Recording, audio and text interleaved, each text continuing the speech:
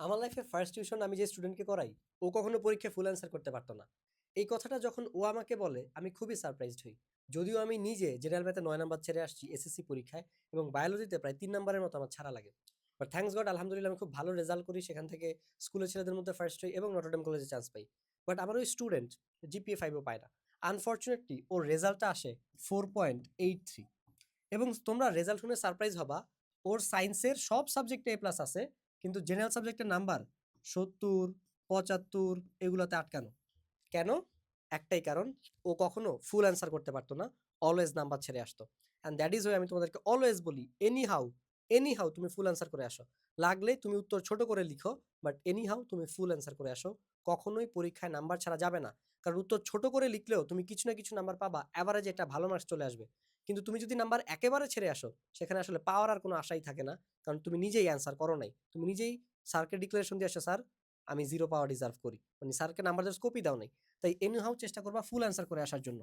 এবার এই যে আমার এই স্টুডেন্ট কখনো ফুল অ্যান্সার করতে পারতো না বা পারে নাই, ওকে আমি বারবার বলছি যে তুমি উত্তর ছোট করে লিখবা বা বাসা থেকে দ্রুত লেখা প্র্যাকটিস করো। বাট ন্যাচারালি ওর লেখা ছিল স্লো। এটা ন্যাচারালি ওর লেখা স্লো ছিল। আবার ও ছোটই লিখতো, বাট তারপরও ও হচ্ছে গিয়ে লেখা শেষ করতে পারতো না। এই যে তুমি পারো না, এই এক্সকিউজ দিয়ে আসলে কোনো লাভ নাই। কেউ দুনিয়াতে এক্সকিউজ শোনাটা পছন্দ করে না। তুমি নিজে মানে প্রমাণ দেখো। আজ পর্যন্ত তুমি কোনোদিনও কোনো স্টুডেন্টের ইন্টারভিউ শুনতে গেছো যে আমি কেন ফেল করলাম, ফেল করার 5টি টিপস, এগুলো কি তুমি কোনো, এই ভিডিওগুলো কি তুমি দেখতে যাও? দেখতে গেলেও তুমি একটা ফানি মুডে দেখতে যাও, যে মজা নেওয়ার জন্য। কি হয়েছে? এই যে আমার এক স্টুডেন্ট যাওয়ার চক ভিডিও বানায়, 4.94 ওর এসএসসি রেজাল্ট, একদম লাস্ট মাসে পড়ে লাস্ট মোমেন্টে পড়ে 4.94 পাইছে। তো এই ছেলের ভিডিওতে কি আসলে তোমরা যদি প্রথম দিনও বলে দিত, রিভিল করে দিত, তোমরা কি খুব একটা দেখতে ইন্টারেস্টেড হইতা? না। আমরা দেখতে যাই কিভাবে আমি 1200 পেলাম, কিভাবে 1230 পেলাম। এই যে আমাদেরই এক স্টুডেন্ট জাস্ট উপমা নামে চ্যানেলে ভিডিও বানায়, সো 1206 পাইছে, ঢাকা বোর্ড থেকে বৃত্তি পাইছে। তারপরে যে শুভদীপ বরিশাল বোর্ডে উপজেলাতে ফার্স্ট ছিল, তো বরিশাল বোর্ড থেকেও 1213 পাইছে। সো হচ্ছে গ্রো উইথ শুভদীপ চ্যানেলে ভিডিও বানায়। তাহলে এই যে আমরা এই টাইপের ভিডিও দেখতে যাই, যে শুভদীপ কিভাবে 1213 পাইছে, উপমা কিভাবে 1206 পাইছে, এই টাইপের স্টুডেন্টদের আমাদের কন্টেন্ট ভালো লাগে। সো ব্যর্থদের গল্প আসলে কেউ শুনতে চায় না। সো এই যে তুমি পারো না, এই পারো না দিয়ে তুমি আসলে দুনিয়াতে টিকতে পারবা না। কারণ দুনিয়া তুমি যে পারো না এটা শুনতে চায় না, তুমি কিভাবে পারছো সেটা শুনতে চায়। সো তুমি পারো না এটা বলে লাভ নেই, তোমাকে পারতে হবে। যেহেতু এটা একটা প্রবলেম, এটা তোমার একটা উইকনেস, সামহাউ তুমি এটা সলভ করো, সামহাউ তুমি এটা সলভ করার ট্রাই করো। সো কিভাবে সেই ক্যালকুলেশনটা করবা যাতে তুমি পরীক্ষায় ফুল মার্কস অ্যান্সার করতে পারো, জেনারেল সাবজেক্টের জন্য এবং ম্যাথের জন্য, গ্রুপিয়াল সাবজেক্টের জন্য, ভাইয়া এই ভিডিওতে একটা ক্যালকুলেশন তোমাদেরকে শিখিয়ে দিই। দেখো, আমি জেনারেল সাবজেক্টে তোমাদের 5টা সিকিউ লিখতে হয় 8টা থেকে। তো 5টা সিকিউ তুমি যদি 22 মিনিট করে লিখো, তাহলে তোমার 1 ঘন্টা 50 মিনিট লাগে। এবং তুমি যদি এসকিউ গুলো প্রতিটা 3 মিনিট করে লেখো, তাহলে 30 মিনিট লাগে। স্টিল তোমার হাতে 10 মিনিট থাকে। এখন এসকিউ যদি তুমি বাড়াইতে চাও, তাহলে সিকিউ তোমাকে 20 মিনিটে লিখতে হবে। তাহলে তুমি এসকিউ 4 মিনিট করে 40 মিনিট নিতে পারবা। সো এই ক্যালকুলেশনটা পুরো তোমার উপরে। সো আমরা অলওয়েজ 20 মিনিটে একটা সিকিউ লেখা ট্রাই করতাম।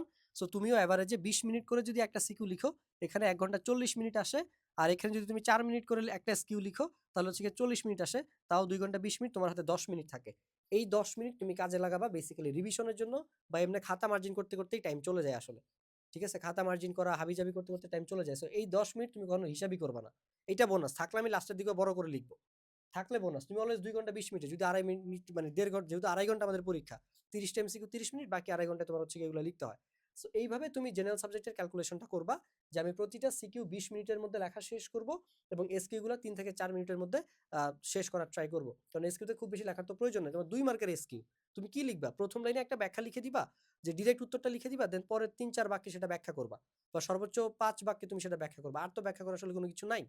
দেন আর এখানে এসকিউতে যে বেশি লিখলে বেশি নাম্বার, এই অপরচুনিটি নাই। যে আশা, যেমন সৃজনশীলে গতে তুমি না হয় বেশি লিখতে চাও, একটা আশা থাকে যে আরে বেশি লিখলে হয়তো বেশি নাম্বার দিবে। এসকিউতে কিন্তু এই আশা দেখেও লাভ নাই। তুমি যত বেশি লিখো, যে 5 বাক্য লিখে মানে 6 বাক্য লিখে যে 2 পাবে, তুমি 10 বাক্য লিখে 2ই পাবা সর্বোচ্চ নাম্বার, একই। সো তুমি কারেক্ট অ্যান্সারটা লিখতে পারতেছো কিনা, সুন্দর করে ব্যাখ্যা করতে পারতেছো না, তার উপর এটা ম্যাটার করে। কারণ আমি কিন্তু বলছি, তুমি অনেক ভালো পেরেও যদি ফুল মার্কস অ্যান্সার করতে না পারো, তোমার কিন্তু জিপিএ ড্রপ করবে ভাই। ঠিক আছে?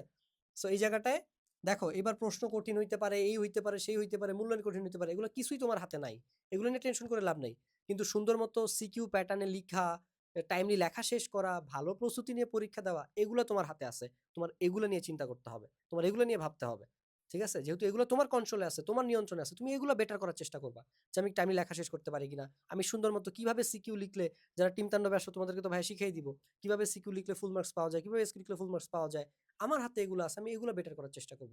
That's it. বা কিভাবে আমি বেটার প্রিপারেশন নিয়ে পরীক্ষার বন্ধগুলোকে কিভাবে বেটার ভাবে কাজে লাগিয়ে প্রিপারেশন নিয়ে পরীক্ষা দিতে পারি, এইটা আমার হাতে আছে, আমি এটাতে বেটার হওয়ার ট্রাই করব। সো আমি তোমাদেরকে এটাই বলব। এবার আসো জেনারেল ম্যাথ। ভাইয়ার দুঃখ, ঠিক আছে? সো ভাইয়া ৯ নাম্বার ছেড়েছিলাম এখানে এবং ৯১ অ্যান্সার ৯০ পেয়েছি। খুব সম্ভবত আমি এটার কারণে বৃত্তি পাই নাই। আমি জানি না এটা লজিক কি। আমার থেকে যে ৬ নাম্বার কম পাইছে ওই ছেলে বৃত্তি পাইছে। আমি বৃত্তি পাইনি। I don't know why। and Dhaka বোর্ডে ১২০০ পেয়েও অনেকে বৃত্তি পায় না। মানে ১২০০ প্লাস পেয়েও। কারণ ঢাকা বোর্ডে অনেকেই ১২০০ প্লাস পায়। সো বৃত্তির রেজাল্টগুলো কিন্তু ওভারঅল হিসাব হয় না। তোমার ভাগ করে হিসাব হয় আরকি। জেলা ওয়াইজ হিসাব হয়। সো যাই হোক এটা আমরা অন্য কোনো ভিডিওতে কথা বলব তোমরা ইন্টারেস্টেড থাকলে। সো জেনারেল ম্যাথে কিভাবে তোমাদের তো ৪ টা সিকিউ অ্যান্সার করতে হবে। সরি জেনারেল ম্যাথে ৫ টা, হায়ার ম্যাথে ৪ টা। সো জেনারেল ম্যাথে ৫ টা সিকিউ একদম সেম ক্যালকুলেশন ভাই। Same calculation. বাট গ্রুপিয়াল সাবজেক্টের যে যদি ভাইয়া বলে দেই ধরো হায়ার ম্যাথেরটা, আচ্ছা জেনারেল ম্যাথেরটা একটু স্পেশালি বলে দিতে হবে বাই দ্য ওয়ে। জেনারেল ম্যাথেরটা একটু স্পেশালি বলে দিতে হবে ভাই, ভুলে গেছি। দেখো এই ৫টা সিকিউর মধ্যে তোমার একটা থাকে হচ্ছে গিয়ে পরিসংখ্যান, তাই তো? তারপরে একটা থাকবে জ্যামিতি। সো এইগুলা কখনোই তুমি ২০-২২ মিনিটে অ্যান্সার করতে পারবা না। পরিসংখ্যান অ্যান্সার করতে গেলে তোমার মিনিমাম ২৫ মিনিট লাগবেই। মিনিমাম ফার্স্ট অ্যান্সার করলেও। আর এভারেজে ৩০ মিনিট লাগেই। তাহলে এই যে তোমার এই সিকিউটা লিখতে যে তোমার ১০ মিনিট বেশি লাগতেছে, এই টাইমটা তোমার অন্য সিকিউ থেকে বাঁচাইতে হবে। এই যে জ্যামিতি লিখতে তোমার ৫ মিনিট বেশি লাগবে, চিত্রটিক্ত আঁকতে, তার উপরে সবাই পড়তেছো সম্পাদ্য, উপপাদ্য সবাই বাদ দিতেছো। এই যে আমার কিন্তু নাম্বার এই সম্পাদ্য আঁকতে গিয়ে মানে আঁকতে পারি নাই, কমপ্লিট করতে পারিনি, তাই নাম্বার ছাড়া লাগছে। সো এখানে তোমার ৫ মিনিট প্লাস লাগবে। তাহলে এই যে পরিসংখ্যান লিখতে তোমার ৫-১০ মিনিট বেশি লাগতেছে, জ্যামিতি তোমার পরিসংখ্যান মানে চিত্র আঁকতে ৫-১০ মিনিট বেশি টাইম লাগবে। তাহলে এই যে তোমার এক্সট্রা ১০ থেকে ১৫ মিনিট লাগতেছে, এইটা যদি তুমি কাভার আপ করতে চাও, তার মানে এই যে শর্ট কোশ্চেন এবং এই যে ৫টা সিকিউ, এই ৫টা সিকিউর যে অন্য ৩টা সিকিউ আছে, সেখান থেকে তোমাকে টাইম সেভ করতে হবে। অর্থাৎ তুমি প্রতিটা সিকিউর জন্য সমান টাইম নিতে পারবা না। জেনারেল সাবজেক্টে যেমন তুমি একদম সময়ের বৈষম্য নিরসন করেছো, জেনারেল ম্যাথে তুমি সেটা পারবা না, বৈষম্য আছে। এই যে পরিসংখ্যান করতে আপনি ২০-২২ মিনিটে পারবেন না। কমপক্ষে ২৫ থেকে ৩০ মিনিট লাগবে। জ্যামিতিতে ২৫ মিনিট লাগবে। তার মানে আপনার বীজগণিত এবং ত্রিকোণমিতি অনেক ফাস্ট সলভ করতে হবে। যেখানে প্রতিটা সিকিউর জন্য এভারেজ আপনি ২০ মিনিট সিলেক্ট করছেন, সেখানে আপনাকে বীজগণিত সলভ করতে হবে ১০ থেকে ১৫ মিনিটে। অথবা আপনার ত্রিকোণমিতি সলভ করতে হবে ১০ থেকে ১৫ মিনিটে। এই যে এইখানে আপনি যে ৫ মিনিট ৫ মিনিট করে বাঁচাইলেন না, সেই ৫ মিনিটগুলো এদের মধ্যে সমান ভাগে ভাগ করে দিবেন। বা যদি কোনোটাতে ১০ মিনিট বাঁচান তাহলে সমান ভাগে ভাগ করে দিবেন। আপনি উল্টাটাও করতে পারেন। ধরেন আপনি পরিসংখ্যানে মাস্টার, অনেক তাড়াতাড়ি লিখতে পারেন।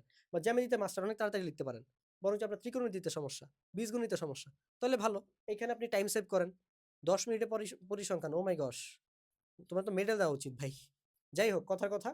সো আমরা এক্সপেক্ট করতেছি না ম্যাক্সিমাম ক্ষেত্রে এগুলো হবে না। সো ম্যাক্সিমাম ক্ষেত্রে এগুলো করতেই পোলাপাইনের টাইম লাগে। সো এগুলা একটু তাড়াতাড়ি করা যায়। যেমন আমার ত্রিকোণমিতি ক্লাস করলে তুমি ওখান থেকে হুবহু কমন পেয়ে যাবে, সমস্যা নেই। ওটা ফ্রিতে দেওয়া আছে ইউটিউবে। আবার কেউ ফ্রি লাগায় দিও না কমেন্টে। তো ওইখানে হচ্ছে গিয়ে সরি। সো ওইখানে হচ্ছে গিয়ে আবার বীজগণিত আছে অধ্যায়। সো বীজগণিত তাড়াতাড়ি করা যায়। সো ওগুলো হচ্ছে এইখানে তুমি চেষ্টা করবে এগুলো ১৫ মিনিটের মধ্যে শেষ করতে। যাতে এখানে যে টাইমটা তুমি বাঁচাইছো সেগুলো যাতে এখানে ডিস্ট্রিবিউট করে দিতে পারো। ঠিক আছে?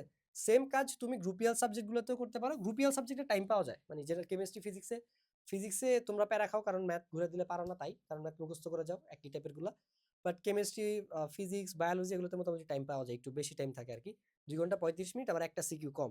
সো একটু ১৫-২০ মিনিট টাইম বেশি পাওয়া যায়। সো ওইটা নিয়ে টাইমের প্যারা হয় না। যদি না তোমার প্রিপারেশন খারাপ থাকে। সো এই জিনিসগুলো মাথায় রাখবা। কিভাবে টাইমটা আগে থেকে কিছু হোমওয়ার্ক আসলে বাসা থেকে করে যাইতে হয়।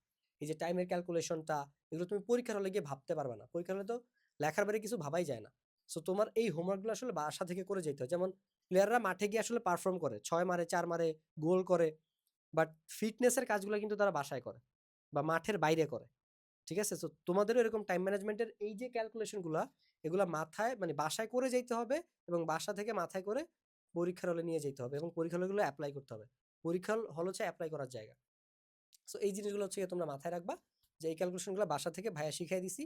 তুমি কোন প্রশ্ন কতটুকু কোন চ্যাপ্টার কিভাবে কত টাইমের মধ্যে অ্যান্সার করবা, বাসা থেকে ক্যালকুলেশন করে যাবা, পরীক্ষার হলে সেটা এপ্লাই করবা।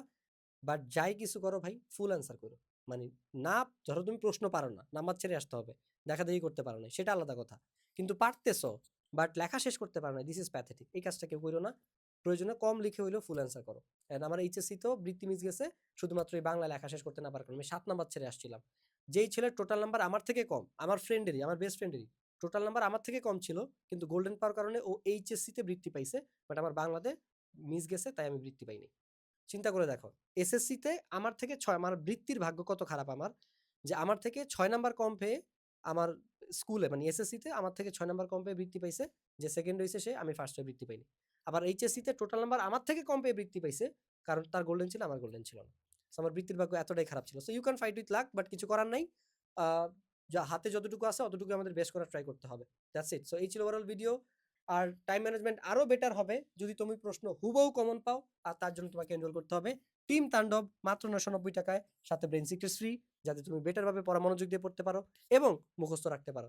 কারণ তুমি ঠিকমতো মুখস্থ না করলে পরীক্ষার হলে গিয়ে আসলে মাথা থেকে বের করতে পারবে না। মাথা থেকে বের করতে হইলে মাথার মধ্যে আগে কিছু ঢুকাইতে হবে, আর তার জন্য তোমাকে ব্রেন সিক্রেটস থেকে এগুলো শিখতে হবে। আশা করছি যে কোনো একটা ক্লাসে খুব দ্রুত তোমার সাথে দেখা হবে। সে পর্যন্ত টাটা।